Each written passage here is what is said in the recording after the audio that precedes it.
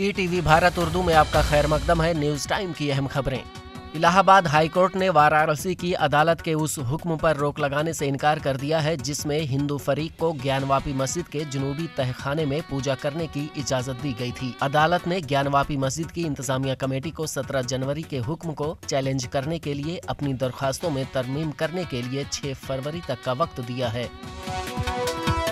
All India Muslim personal law board के कायदीन ने दिल्ली में एक प्रेस कॉन्फ्रेंस में कहा है कि ज्ञानवापी मस्जिद की निचली मंजिल में रातों रात लोहे की ग्रिल लगाकर और मूर्तियां रखकर पूजा करवाना इस बात की गमबाजी करता है कि हुकूमत मुद्दई के साथ मिलकर मस्जिद कमेटी के ऑर्डर के खिलाफ अपील के हक को मुतासिर करना चाहती है। चंपाई सोरेन झारखंड के वजीर आला बन गए हैं। गवर्नर सीपी राधाकृष्णन ने गवर्नर हाउस में उन्हें ओहदे और राजदारी का हलफ दिलाया।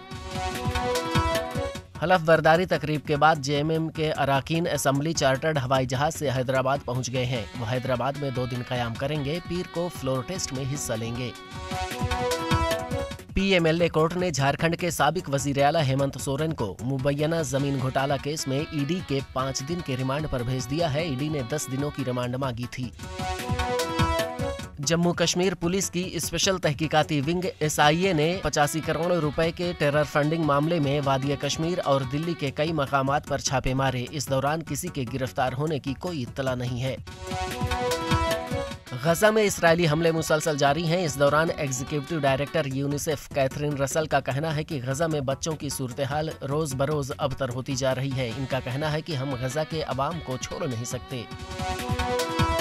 बरतानिया ने गजा में जंगबंदी के बाद फलस्तीनी रियासत को बाज़ाब्ता तौर पर तस्लीम करने का इशारा दिया है, लेकिन बरतानिया के वजीर खारजा ने वाज़ेह किया है कि इसके लिए हमास को गजा छोड़ना होगा।